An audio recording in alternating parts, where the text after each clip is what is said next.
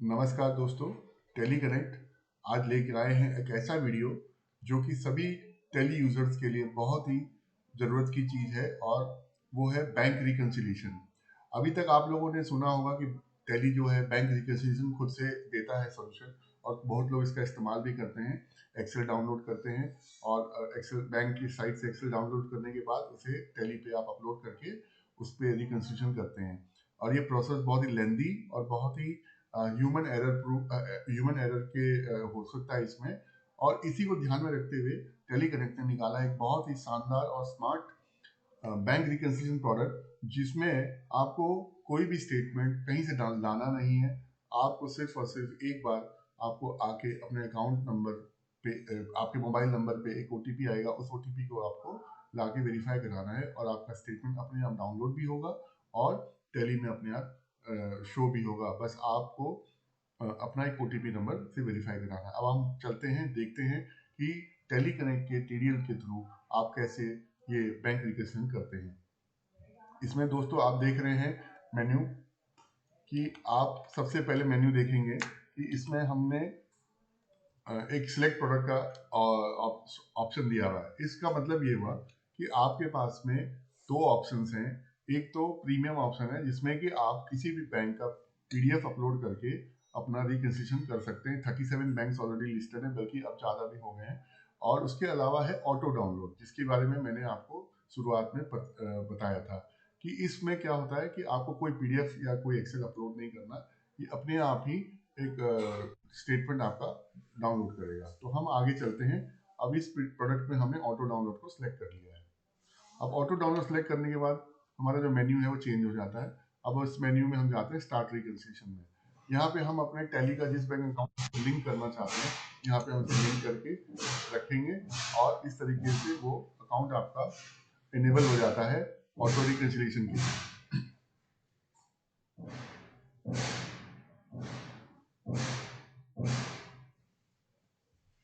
अब आपने देखा कि यहाँ पे यस हो गया है बैंक। अब हम चलते हैं पहला प्रोसेस। इसमें क्या होता है, इसमें दो प्रोसेस है। पहला प्रोसेस है कि आपको एक लिंक जनरेट करना होगा। उसके लिए आपको अपना मोबाइल नंबर एंट्री करनी होगी और यहाँ पे एक डाउनलोड टाइप आपको यहाँ पे सिलेक्ट करना। अब यहाँ पे हमने आपको दिखा रहे हैं स्क्रीन में आपके अकाउंट एग्रीगेटर और नेट बैंकिंग करके दो ऑप्शन आ रहा होगा। अब मैं दोनों को बारी बारी से अलग अलग वीडियो में बताएंगे, पर इस वीडियो में जो हमारा टारगेट है वो अकाउंट एग्रीगेटर मॉडल है, हम इस पे चलते हैं। और ये एक आरबीआई अप्रूव्ड प्रोसेस है जिसको कि हम लोगों ने इसको इम्प्लीमेंट किया है टैली के अंदर में। अब हम आगे बढ़ रहे हैं और देखिए कि हम टैली से बाहर एक लिंक पेज पे आ गए हैं और इस पेज पे हमारे को अपना मोबाइल नंबर पहले से डला हुआ था, उस नंबर को हमने टैली से लिया है और एक ओटीपी आ रहा है। और इस ओटीपी का मतलब लाने का मतलब ये होता है कि जो यूजर इसको ऑथराइज कर रहा है उसे पता रहेगा कि हाँ, मेरा बैंक स्टेटमेंट डाउनलोड किसी ने किया है, चाहे आपने किया हो चाहे आपके स्टाफ ने किया हो। तो ओटीपी जो कि वो आपसे लेके डालेगा, तो आपको पता रहेगा कि बैंक स्टेटमेंट कोई ना कोई एक्सेस कर रहा है और ये इस प्रकार से इसकी सेफ्टी बनी रहेगी। तो ये ओटीपी जो है ओनर से लिया गया और इसको हम डाल देते हैं। देखिए अब स्क्रीन को ध्यान से दीजिए। ये जो स्क्रीन है इसमें बता रहा है कि आपके जो इस नंबर है, इस नंबर से एक एचडीएफसी बैंक का करंट अकाउंट ऑलरेडी लिंक्ड है। अगर आपको और भी बैंक में आपके खाते हैं तो आपको ऐड अनदर अकाउंट में जाना होगा और इतने सारे बैंक इस सिस्टम से जुड़े हुए हैं।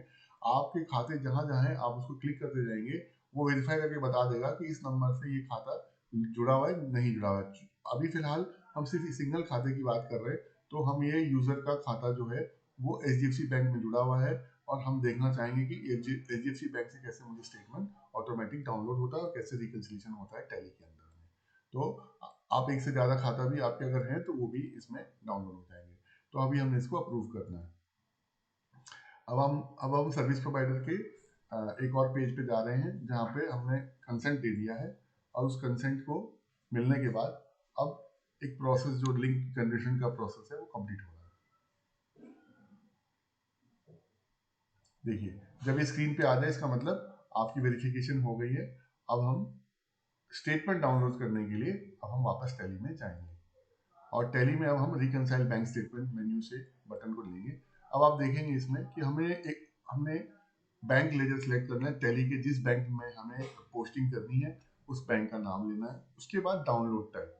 अब डाउनलोड टाइप फर्स्ट टाइम और रिपीट डाउनलोड करके दो ऑप्शन आता है।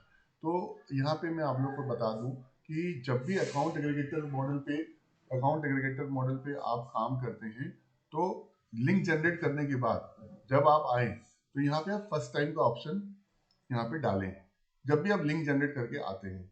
और अगर आप बिना लिंक जनरेट करके डायरेक्टली आप आते हैं, तब आप वहाँ पे आप रिपीट डाउनलोड का ऑप्शन लेके चलें।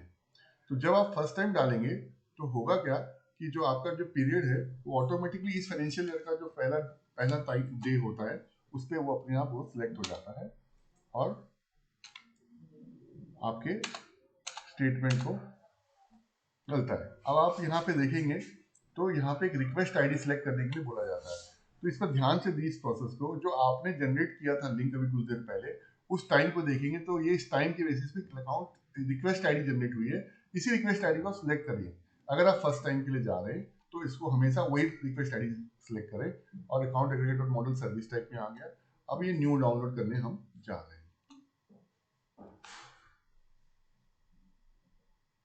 अब ये आपका बैंक स्टेटमेंट देखिए डाउनलोड हो गया। और अब हम बैंक साइड से 1 अप्रैल से लेके आज तक की तारीख का हमने पूरा स्टेटमेंट देख लीजिए, एक क्लिक पे डाउनलोड हो गया। ना मुझे कोई एक्सेल अपलोड करनी पड़ी, ना मुझे कोई पीडीएफ अपलोड करना पड़ा।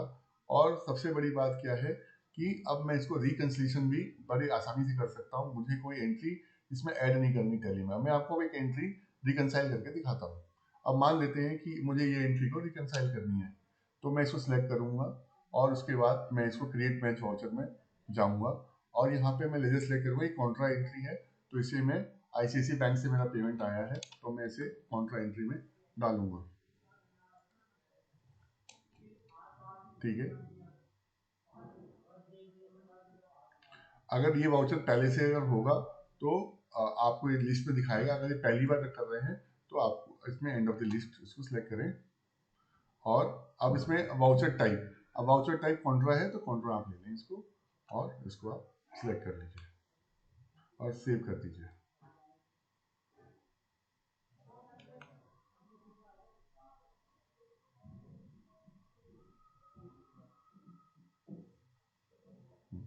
अब आप देखेंगे उसी डेट पे जाएं,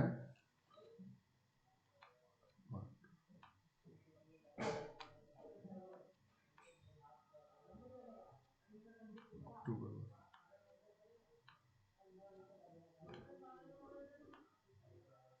तो देखिए अभी हमने वो कॉन्ट्रा एंट्री डाली थी, वो कॉन्ट्रा एंट्री रिकंसाइल के तौर पे आपको दिखाई देगी। इस तरीके से आप सारी एंट्रीज को रिकंसाइल कर सकते हैं। और बैंक रिकंसिलिएशन से कनेक्टेड हम आपको अलग से पूरी की पूरी डेमो बना के आपको अलग से वीडियो इसका अलग से हमने अपलोड किया हुआ है यूट्यूब में, उसको जरूर देखें।